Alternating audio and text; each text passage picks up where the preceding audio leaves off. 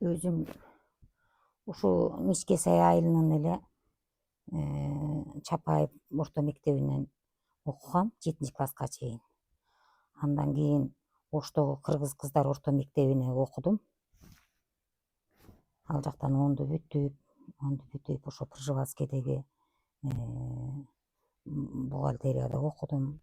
Андан кийин турмушка чыктым. Турмушка чыгып, балалуу чакалуу болуп,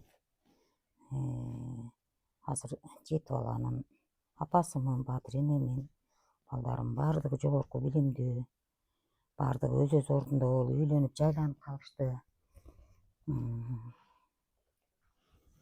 Эми өзүм эң кичинекей мен ушу кол өнөрчүлүккө тартылып калганымдын себеби апам боз үй жасачу, шырдак жасачу, тон тикчү, жанагындай суусар тебетайлар тикчи. Анан үйгө адамдар көп келип ошолордун эмелерин жасап берчи да. Анан үйлөрүнө чакырып кетишчи. Анан бир күнү терини бир чоң апабыз боеп тургандан кийин ушуну оюп берчи кызым деди. Анан анда бир биринчи же 2-класс эле окучумун.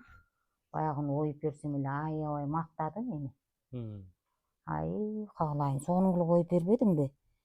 Сонун кылбадыңбы деп эле баягы апа батабызды берди. Батасын берип эле укмуш сүйүнүп эле анан кийин жөрмөп эле койсо баягы чоң кылып ой деди. Чоң кылып эле оюп койдум. Анан кийин кызыл менен жашылга боелгон тери экен. Эми сонун болуп эле баягыны муну жамашчы десе жамаштым. Жамаганды да үйрөттү. Анан ошентип эле баягы жерден эле аябай мактап батасын берсе эле анан аябай эле сүйүнүп калдым. Менин колуман бир нерсе келет экен деп эле ушундай кылып эле ое бер деп эле койдум. Анан ошентип эң алгачкы ушу 2-классымдагы эле ошо ойгон оюм болду да, бир кичинекей терилерди эле ойдум. Андан кийин апама жардам берип жүрдүм. Апама жардам берип, жүн тутабыз, кийиз жасайбыз, ошолорду алгач ошондон баштап эле жасап жүрдүм. Анан шырдак оючу апам. Анан кийин апам ойгонун жактырбай өзүм ое баштадым, мен оюп берейин деп. Ортолорун оюп, чекелерин оюп эле анан аябай макташып эле мени ошо кичине көңүлүм көтөрсө, үйрөнсүн дешсе керек. Анан ошентип жасап жүрдүм. Андан кийин ошол ойдон турмушка чыктым. Турмушка чыккандан кийин апам кой кызым мени боз үй көтөр деди.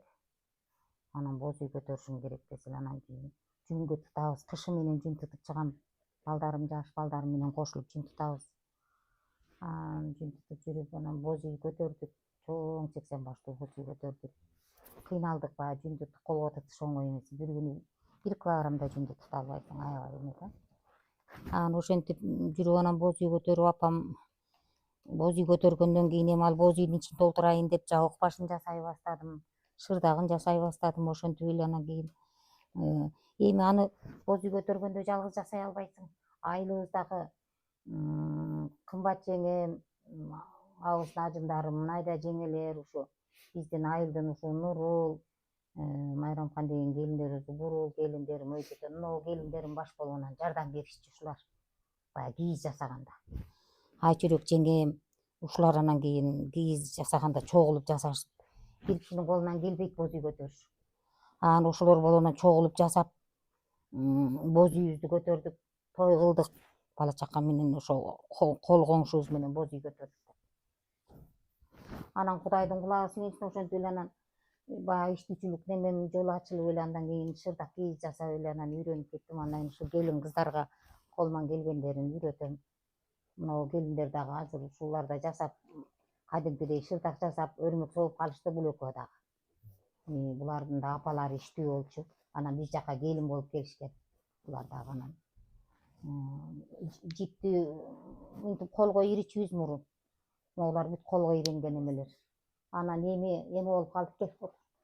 Эми мурда колго ириче элек, азыр өкмөттүн жиптери чыгып калып ошолорду чыйратып алып атабыз. Бул жагынан жеңилирээк болду. Анан ушу келин кыздар биригишип ошентип шырдак жасаганда колго жасап жүрдүк. Ошо кыйыныраак болот экен. Ушу кийиз жасаган станок болсо сонун болмок эле, ушуга жете албай жүрөбүз.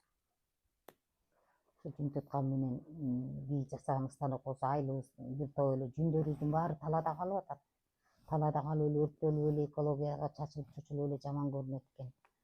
Анан ушул жаш келиндер болуп бир жакшынакай кылып уюм ачып алып кол өнөрчүлүктү эми ачсакпы деген оюбуз бар. Анан кичинеден мынтип жакшы санаган үйрөнөм деген келин кесектерге мынтип эметип коюп атабыз, үйрөнүп атышат. Былтыр дагы келиндер болуп кичине жасаган эмелерибиз бар. Нөлдөн баштап бышырып, жанагы азык түлүк программасына иштегенбиз.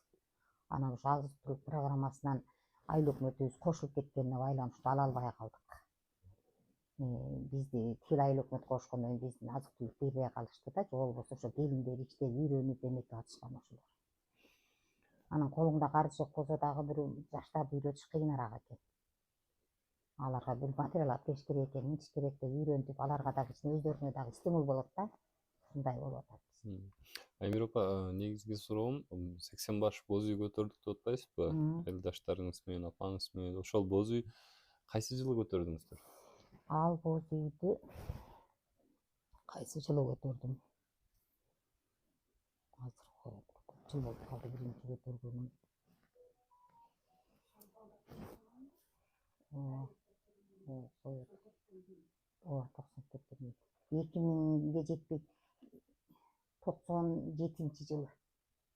96-97 жылдары көтөрдүм ошол боз. Ал эми бул жабуусу негизги өрө кейистердин баарын көтөрүп атасыздар жасалгасына. Боз үйдүн негизги сөөгү каяктан жасалды эле? Сөөгүн да ушул жерден жасаган. Нурлан деген эжемдин баласы бар болчу, нарын өзү болуп жасашкан. Сөөктү дагы Ташкент талдан жасашты.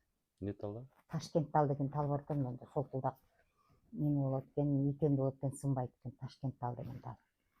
Ошондон жасашты. Нурлан деген ошо эжемдин баласы анан нарын болуп жасашты. Андан кийин ал боз үйдү дагы кайра үстүн жаңыртып жасадык, ушинтип.